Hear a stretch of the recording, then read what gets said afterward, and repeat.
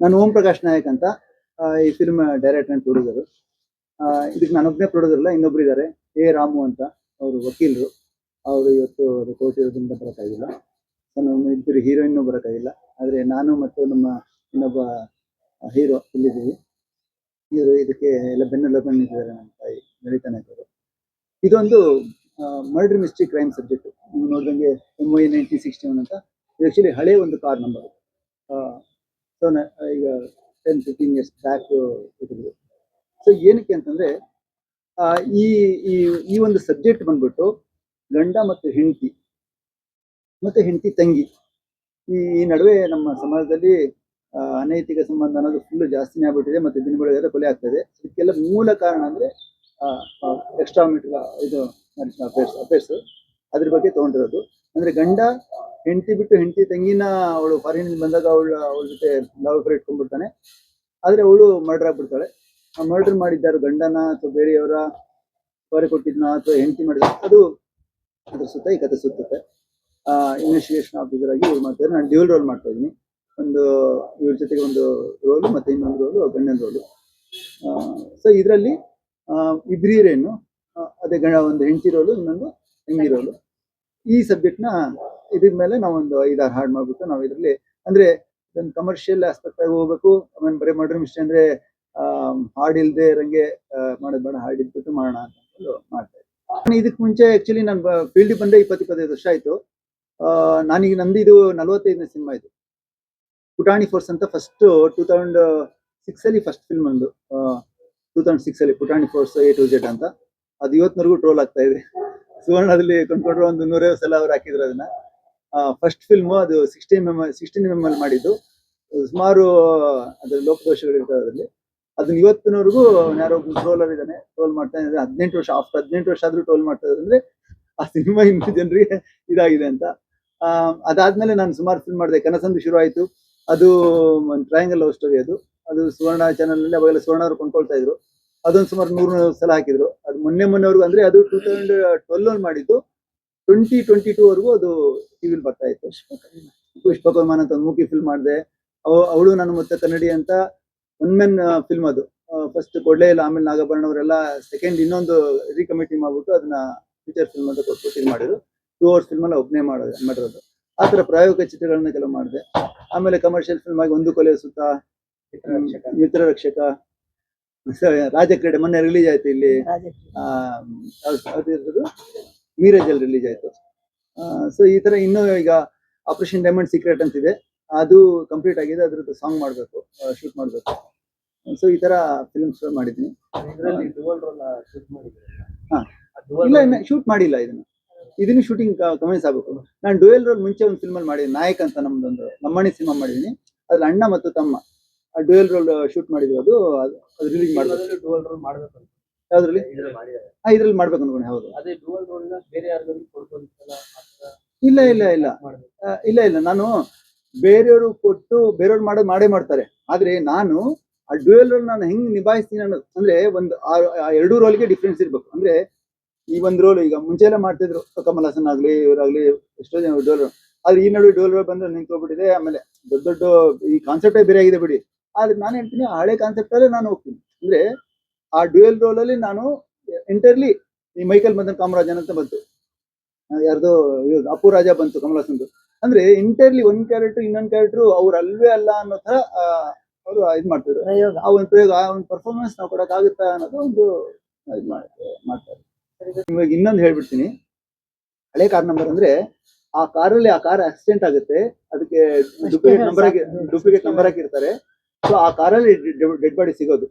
So ಹಂಗಾಗಿ ಆ car main ಇದಕ್ಕೆ ಇದು ಆ ಕಾರ್ ಯಾಕೆ ಬಂತು ಅಂದ್ರೆ ಆ ಕಾರಿಂದ ಏನಿದಾಯ್ತು ಅಂತ. ಆಮೇಲೆ ಇದು ನಾನು ಅದೇ ಹೆಸರು ಇಡಕ್ಕೆ, ಅದೇ ಕಾರ್ ನಂಬರ್ ಇಡಕ್ಕೆ ಏನ್ ಕಾರಣ ಅಂದ್ರೆ, ನನಗೆ 20 ವರ್ಷ ಹಿಂದೆ ನಾನು ಫಸ್ಟ್ ಫಿಲ್ಮ್ ಆಗಿ ಈ ಫಿಲ್ಮ್ ಮಾಡಕ್ ಹೋಗಿದ್ದೆ. ಅವ್ರು ಸುಂದರ್ ಕೃಷ್ಣ ಅವರು ಎಲ್ಲ ಹಾಕೊಂಡು ಒಂದೇ ಶೂಟ್ ಮಾಡಿದ್ವಿ ಒಂದು 25 years ಬ್ಯಾಕ್. ಆದ್ರೆ ನನ್ನ ಫಸ್ಟ್ ಪ್ರಯೋಗ ಆ ಫಿಲ್ಮ್ ಆಗ್ಲಿಲ್ಲ. ಇದು ನಾನು ರಿಜಿಸ್ಟರ್ ಮಾಡಿಸಿದ್ದೆ ಅಲ್ಲಿ ನಮ್ಮ ಫಿಲ್ಮ್ ಚೇಂಬರ್ ಅಲ್ಲಿ. ಅದಕ್ಕೆ ಆ ಫಿಲ್ಮ್ ಮಾಡ್ಲೇಬೇಕು ಆ ಹೆಸರು ಅಂತ ಅಂದ್ಬಿಟ್ಟು MY 1961 ಅಂತ ಇವತ್ತು. ನಮಸ್ಕಾರ. ಆಕ್ಚುಲಿ ನಾನು ಸ್ವಲ್ಪ ಹಳಮಾನೆ ಇಂಡಸ್ಟ್ರಿಗೆ. ನೀವುಗಳೆಲ್ಲ ನಾನು ನೋಡ್ತಿದ್ದೀನಿ, ಸಾಕಷ್ಟೆಲ್ಲ ನೀವುಗಳು ಹೊಸಬರಿದ್ದೀರಾ ಮೀಡಿಯಾದವರು. ಸೊ ನಾವು ಹಳಬರು ಮೀಡಿಯಾದವರೆಲ್ಲ ಸಾಕಷ್ಟು ಜನ ಪರಿಚಯ ಇದ್ರು ನನಗೆ. ಸೊ ವೆರಿ ಫಸ್ಟ್ ಅಲ್ಲಿ ಹೇಳ್ಬೇಕು ಅಂತಂದ್ರೆ ಪ್ರಕಾಶ್ ಅವ್ರು ಬಂದು ಬಹಳ ವರ್ಷಗಳು ಸ್ನೇಹಿತರು. ನಂದು ಹೆಚ್ಚು ಕಮ್ಮಿ 50 ಸಿನಿಮಾ ಆಗಿದೆ. ಇವರು ನಾವು ಒಟ್ಟಿಗೆ ಹಳೆ ಅದೊಂದಷ್ಟು ಸಿನಿಮಾಗಳ 3 ಸಿನಿಮಾದಲ್ಲಿ ಒಂದು ಪೋಷಕ ಪಾತ್ರಗಳನ್ನ ಮಾಡಿದೀವಿ. ಅಲ್ಲಿಂದ ನಾವು ಒಂದು 20-25 ವರ್ಷ ಸ್ನೇಹಿತರು ಆಕ್ಚುಲಿ. ಮಾಡ್ಕೊಂಡ್ಬಂದು ನಾನೊಂದ್ 2 ಸಿನಿಮಾ ಮಾಡಿದೆ, ಜೀವನಧಾರೆ ಮತ್ತೆ ನಾಡರಕ್ಷಕ. ಜೀವನಧಾರೆಗೆ ಡಾಕ್ಟರ್ ರಾಜ್ಕುಮಾರ್ ಅವರು ನನ್ನ ಪಕ್ಕ ಅಭಿಮಾನಿ. ಪ್ರಯತ್ನ ಪಟ್ಟಿದ್ದಕ್ಕೆ ಅವ್ರು ನನಗೋಸ್ಕರ ಒಂದು ಸಾಂಗ್ ಹಾಡಿದ್ರು. ಅವರಿಂದ ಒಂದು 6 ಮಂತ್ ಹೋಗಿ ರಿಕ್ವೆಸ್ಟ್ ಮಾಡ್ಕೊಂಡಾದ್ಮೇಲೆ ನಾನೊಬ್ಬ ಅಭಿಮಾನಿ ಅಷ್ಟೇ. ಅಭಿಮಾನಿಗೂ ಕೊನೆ ಹಾಡು ಹಾಡಿರೋದಂದ್ರೆ ನನಗೆ ಅದು. ಸೋಷಿಯಲ್ ಮೀಡಿಯಾದಲ್ಲೇ ಇದೆ ಅದು. ಜೀವನಧಾರೆಯಲ್ಲಿ ತೆರಳುತ್ತಿದೆ ಮರಳಿ ಮಂಡಿಗೆ ಜೀವ ಅಂತ ಅದು ಇದೆ. ತುಂಬಾ ವ್ಯೂಸ್ ಎಲ್ಲ ಆಗಿದೆ ಅದಕ್ಕೆ. ಅದು ನನಗೆ ಕೊನೆ ಹಾಡಾಗಿ ಸಿಕ್ಕಿದ ನನ್ನೊಂದು ಪುಣ್ಯ. ಸೊ ಹಂಗೆ ಅದಾದ ನಂತರ ನಾವು ಇವರು ಕಾಂಟ್ಯಾಕ್ಟ್ ಎಲ್ಲ ಇದ್ವಿ. ಬಟ್ ನಾನು ಬೇರೆ ಬೇರೆ ಸಿನಿಮಾ ಮಾಡ್ತಿದ್ದರಿಂದ ಅವಕಾಶ ಇಬ್ರು ಒಟ್ಟಿಗೆ ಮಾಡಕ್ ಆಗ್ಲಿಲ್ಲ. ನಂತರದಲ್ಲಿ ಇವರು ನನಗೆ ಸಿಕ್ಕಿ ಚಂದ್ರು ಒಟ್ಟಿಗೆ ಸಿನಿಮಾಗಳು ಮಾಡೋಣ ಅಂತ ಹೇಳಿ ಈಗ ರೀಸೆಂಟ್ ಆಗಿ 1-2 ಸಿನಿಮಾ ಒಟ್ಟಿಗೆ ಮಾಡಿದ್ವಿ. ಇವರೇ ನಿರ್ದೇಶಕರು, ಎಲ್ಲ ಇವ್ರದೇ ಬ್ಯಾನರ್ ಮಾಡಿದ್ದು. ಈಗ ಏನಿಲ್ಲ, ಈ ಸಿನಿಮಾಗೆ ಒಂದು ಏನೋ ಒಳ್ಳೆ ಅವಕಾಶ ಕೊಟ್ಟಿದ್ದಾರೆ. ಸೊ ಇದೆಲ್ಲ ನಾನು ಮಾಡ್ತೀನಪ್ಪ, ಮಾಡೋಣ ಸ್ನೇಹಿತರಿಗೋಸ್ಕರ ಒಬ್ರಿಗೊಬ್ರು ಏನೋ. ಇದ್ರಲ್ಲಿ ನಿಮ್ ಪಾತ್ರದ ಬಗ್ಗೆ ಹೇಳಿ. ನನ್ನ ಪಾತ್ರ ಏನಂದ್ರೆ ಸೆಕೆಂಡ್ ಹೀರೋ ತರ ಒಂದು ಪಾತ್ರ ಇದೆ ಅಷ್ಟೇ. Investigation As officer, what? ಆ. ಏನಾಗ್ ಮಾಡ್ತೀರಾ? Police inspector. Police inspector character. ನಾನು ಅದೊಂದ್ 2 ಸಿನಿಮಾ ಮಾಡಿದೆ ಆಕ್ಚುಲಿ. ಸ್ವಲ್ಪ ಎಕ್ಸ್ಪೀರಿಯನ್ಸ್ ಇದೆ. ಪ್ರತ್ಯರ್ಥ ಅಂತ ಸುನಿಲ್ ಕುಮಾರ್ ದೇಸಾಯಿ ಅವ್ರ ಚಿತ್ರದಲ್ಲಿ, ಆಮೇಲೆ ಉಪೇಂದ್ರ ಅವ್ರ ಜೊತೆ ಮಾಡಿದ್ದೀನಿ. ಉಪೇಂದ್ರದಲ್ಲೇ ಇನ್ಸ್ಪೆಕ್ಟರ್. ಅದೇ ಈ ತರದ ಒಂದು 50 ಸಿನಿಮಾ ಆಗಿದೆ ನನಗೆ.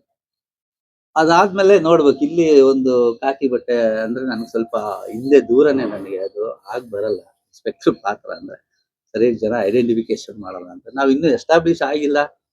ಸೊ ಈಗಲೇ ನಾವು ಅದೇನೋ ಹ್ಯಾಕ್ ಹಾಕ್ಬೇಕು, ಶೇವಿಂಗ್ ಮಾಡ್ಕೋಬೇಕು, ನಮ್ದು ಇದು ಖರಾಬ್ ಲುಕ್ ಯಾವಾಗೂ ಇದ್ದೇ ಇರುತ್ತೆ. ಈ ಲುಕ್ ಅಲ್ಲೇ ತುಂಬಾ ಸಿನಿಮಾಗಳಲ್ಲಿ ನಂದು ಕಾಣಿಸ್ಕೊಂಡಿರೋದು. ಈ ನೋಡೋಣ ಮುಂದಕ್ಕೆ ಈ ಚಿತ್ರ ಇವ್ರ ಕೈನಲ್ಲಿದೆ. ನನ್ನನ್ನು ಹೆಂಗ್ ತೋರಿಸ್ಬೇಕು, ಏನ್ ಮಾಡ್ಬೇಕು, ಕ್ಯಾರೆಕ್ಟರ್ ಹಿಂಗೆ ಬೀಟ್ ಮಾಡ್ಬೇಕು. ಆತ್ಮೀಯ ಪತ್ರಕರ್ತ ಬಂಧುಗಳಿಗೆ ನಮಸ್ಕಾರ.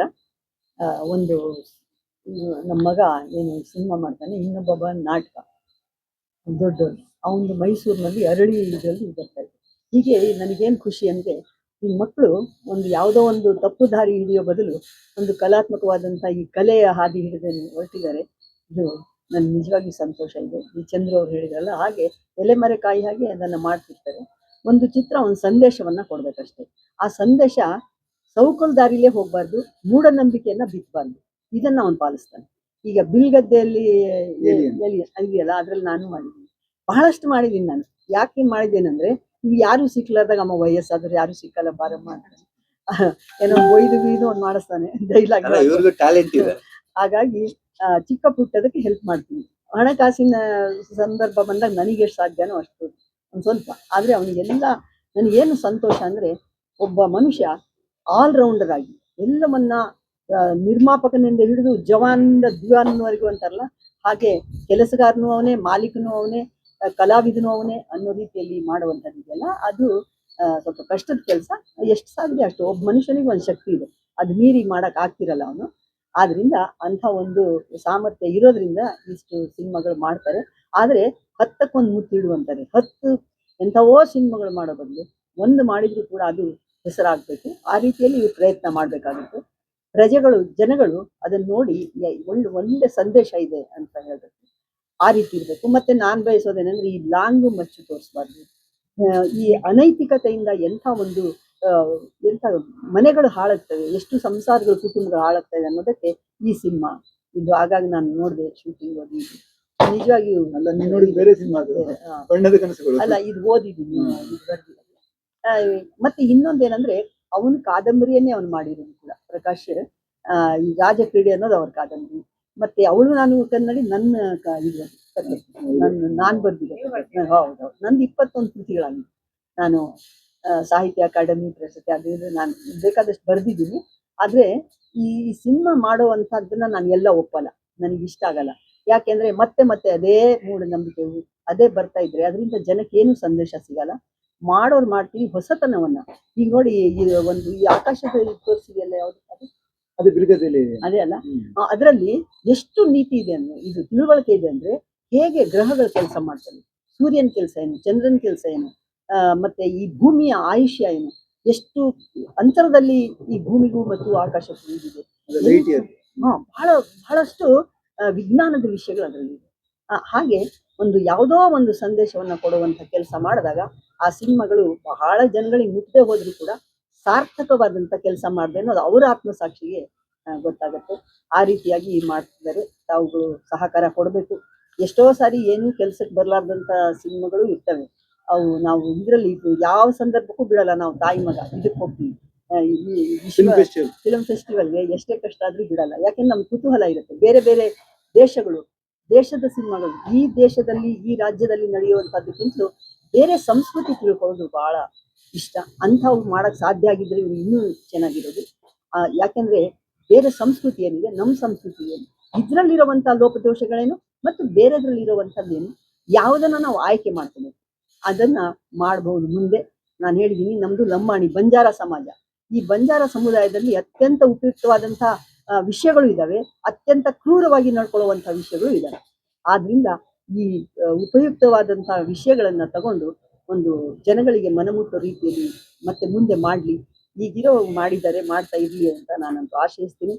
ಮತ್ತೆ ಎಲ್ಲಾ ಸೌಲಭ್ಯಗಳು ಇರೋದ್ರಿಂದ ಈ ಸಿನಿಮಾ ಮಾಡಕ್ ಸಾಧ್ಯ ಇದೆ. ಅಲ್ಲಿ ನಮ್ಮಂತಾರೆ ಕೋಟಿ ನಮ್ಮ ಕೋಟಿಗೆ ಎಷ್ಟು ಅನ್ನೋದೇ ಗೊತ್ತಿಲ್ಲ. ನಾನು ಮಂತ್ರಿ ಆದ್ರೂ ಕೂಡ ನನಗೆ ಅದು ಯಾವ ಇದು ಕೂಡ ಇಲ್ಲ. ನನಗೇನಪ್ಪ ಅಂದ್ರೆ ಸರ್ಕಾರದಿಂದ ತಿಂಗಳು ಏನ್ ಬರುತ್ತೆ ಅದರಲ್ಲಿ ನಾನು ಜೀವನ ಮಾಡ್ತಾ ಇದ್ದೀನಿ. ಬೇರೆ ಯಾವುದು ಇಲ್ಲ, ಬೇಕಾಗೂ ಇಲ್ಲ. ಆಗಲಿ ಇವ್ರೇನು ಹೇಳಿದ್ದಾರೆ, ಈ ಕಾರಿನ ನಂಬರು ಅಂದ್ರೆ ಒಂದೊಂದು ಸಣ್ಣ ವಿಷಯಗಳು ಹೇಗೆ ಇಡೀ ಜೀವನವನ್ನ ಪಲ್ಲಟಗೊಳಿಸ್ತವೆ ಅನ್ನೋದು ಇದರ ಮೂಲ ಉದ್ದೇಶ ಆಗಿದೆ. ಆದ್ರಿಂದ ಇಂಥ ಕೆಲವು ಸಿನಿಮಾಗಳು ನನಗೆ ಹೇಳ್ತಿರ್ತಾನೆ ಕಥೆಗಳು. ಕೆಲವು ಸಾರಿ ನಮಗೆ ಕೇಳೋಕೆ ಪುರ್ಸತ್ತಿರಲ್ಲ, ನಮ್ದೇ ಆದಂತ ಹೋರಾಟಗಳಿದ್ದಾವೆ. ಈಗ ನಾವು ಇದಕ್ಕೆ ಏನು ಗಣನೆ ನಡೀತಾ ಇದೆ, ಗಣತಿ ಎಸಯ್ಯ, ಅದ್ರಲ್ಲಿ ಪಾಲ್ಗೊಳ್ತಾ ಇದ್ದೀನಿ.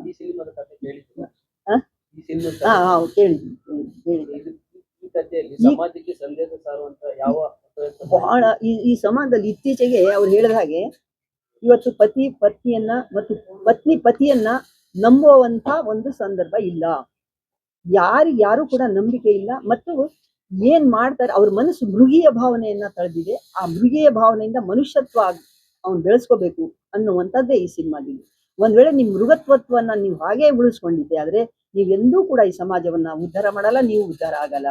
ಇದು ಆದ್ರಿಂದ ಪರಸ್ತ್ರೀ ಹೇಳಿದ್ರಲ್ಲ ಮೊದ್ಲೇ, ಪರಸ್ತ್ರೀ ಪರಧನ, ಇವು ಯಾವತ್ತೂ ಕೂಡ ಮನುಷ್ಯನಾಗಿ ಬೆಳೆಯಕ್ ಬಿಡಲ್ಲ ಅನ್ನುವಂಥದ್ದೇ ಇದೆ. ಇಡೀ ಸಾರಾಂಶ ತಿರುಳು ಇದೆ. ಆದ್ರಿಂದ ಇದನ್ನ ಅವರು ತಂದಿರೋದು ಒಳ್ಳೇದೇ ಅಂತ ನನಗನ್ಸುತ್ತೆ. ಯಾಕೆಂದ್ರೆ ಯಾರೋ ಕಂಡ್ಕೊಂಡವರಿಗೆಲ್ಲ ನಾವು ಮನಸ್ಸು ಕೊಡ್ತಾ ಹೋದ್ರೆ ಅವನು ಮನುಷ್ಯನಾಗಿ ಉಳಿಯಲ್ಲ ಅಥವಾ ಅವಳು ಮನುಷ್ಯರಾಗಿ ಉಳಿಯಲ್ಲ. ಆದ್ರಿಂದ ಮಹಿಳೆಗೆ ಎಷ್ಟು ಮುತ್ತೈದೆ ಆಗಿರ್ಬೇಕು, ನೀನು ಪ್ರತಿರತೆ ಆಗಿರ್ಬೇಕು ಅಂತಾರೋ, ಪುರುಷನೂ ಅಷ್ಟೇ ಸತಿರತ ಆಗಿರ್ಬೇಕಾಗ್ತದೆ. ಗಂಡಸು ಏನ್ ಬೇಕಾದ್ರೂ ಮಾಡ್ಬಹುದು ಅಂದ್ರೆ ಆ ಒಬ್ಬ ಗಂಡಸಿಂದ ಎಷ್ಟೋ ಮಹಿಳೆಯರು ಹಾಳಾಗ್ತಾರೆ, ಒಬ್ಬ ಮಹಿಳೆಯಿಂದ ಎಷ್ಟೋ ಜನ ಪುರುಷರು ಹಾಳಾಗ್ತಾರೆ. ಅದಾಗಬಾರ್ದು. ತನ್ನ ಪತ್ನಿ ಪತ್ನಿನೇ, ತನ್ನ ನಾದಿನಿನೇ, ತನ್ನ ತಂಗಿ ಅಕ್ಕ ತಾಯಿನೇ ಅನ್ನುವಂತ ಭಾವನೆ ಒಬ್ಬ ಪುರುಷನಲ್ಲಿ ಬಂದಿದ್ದೆ ಆದ್ರೆ ಈ ಸಮಾಜದಲ್ಲಿ ಯಾವ ಒಂದು ಜಟಿಲತೆ ಅಥವಾ ಇದು ಬರಲ್ಲ, ಸಂಕಷ್ಟಗಳು ಬರಲ್ಲ ಅನ್ನುವಂತ ಒಂದು ನೀತಿಯನ್ನ ಈ ಸಿನಿಮಾ ಹೇಳ್ತಾ ಇದೆ.